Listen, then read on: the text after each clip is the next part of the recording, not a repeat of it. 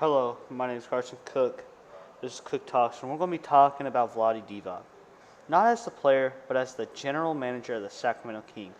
And his time from 2015 to 2020, and how that went all over. We're going to talk about his hirings, his trades, basically whatever he's done as the GM or VP of basketball operations for the Sacramento Kings. So in March of 2015, the Sacramento Kings hired Vlade Divac as the Vice President of Basketball Operations.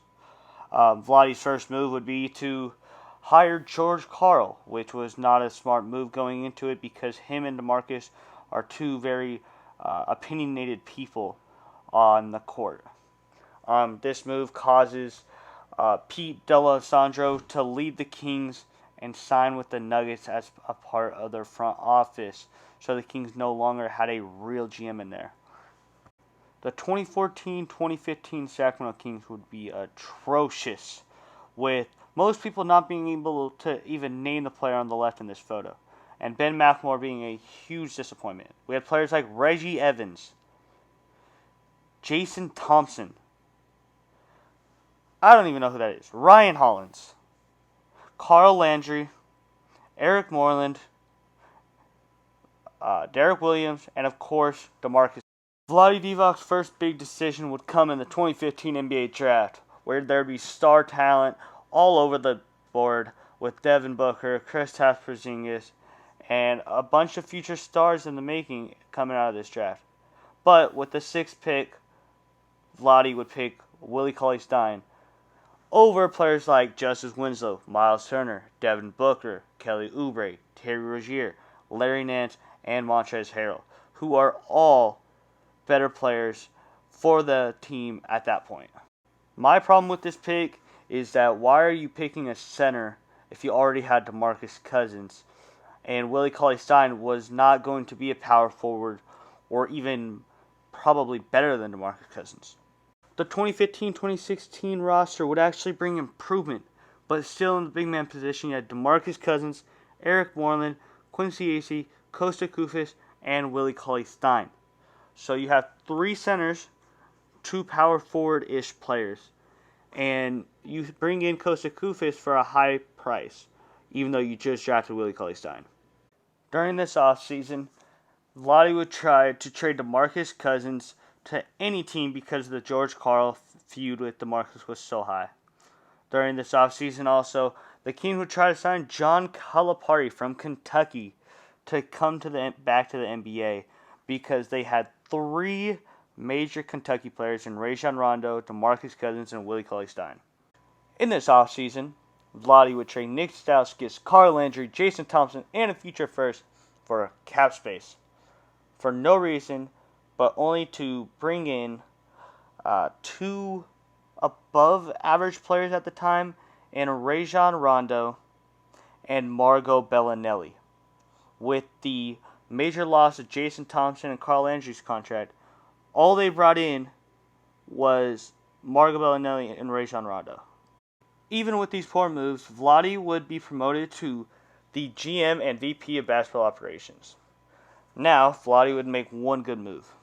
Vlade would fire George Karl in the February of 2016 and hire Dave Joerger. Now to the 2016 NBA draft, where Vlade would make some really good trades and just draft the wrong players. Here, Vlade Divac would draft and trade Marquise Chris for the 13th pick and Bogdan Bogdanovic, which is a solid move.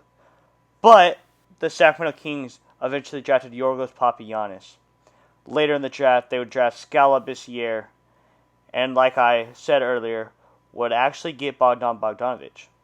Now, this would have been a great trade if they just hit on the 13th pick instead of picking Yorgos Papagiannis, who would have been in there in the draft in the second round, everybody was saying. The 2016-2017 Sacramento Kings big man lineup would look like this: Anthony Tolliver, Papagiannis, Scala Bissiere, DeMarcus Cousins, Kosta Koufos, and Willie Cauley-Stein. That is 4, maybe 5 centers in the same lineup. 3 of them are young, and 2 of them have proven themselves to be starting centers in the league. The 2016-2017 season would bring lots of change to Sacramento. The Kings would trade DeMarcus Cousins for Tyreek Evans, Langston Galloway, Buddy Hield, and the 10th pick, which in the moment was a horrible trade on All-Star night. But looking back on it, has not been the worst move Divac has made. In Dave Yeager's first season as the coach, he would go 32-50 with half DeMarcus and half Buddy Hield as his starting main players. Forward to the 2017 NBA draft, and this was going to be a very important one for the Sacramento Kings. Vlade could not mess this up. The Kings would receive the 5th pick and draft De'Aaron Fox, no doubt.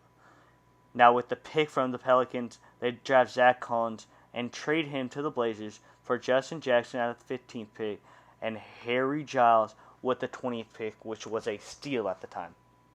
The team was young but looked nice with Bogdan, Buddy, and De'Aaron Fox as a possible three-headed monster in the future. The team would go 27-55, which would be good enough for the 2nd pick in the NBA draft, which was the highest the Kings had picked in many, many, many years. How could Vlade mess this up?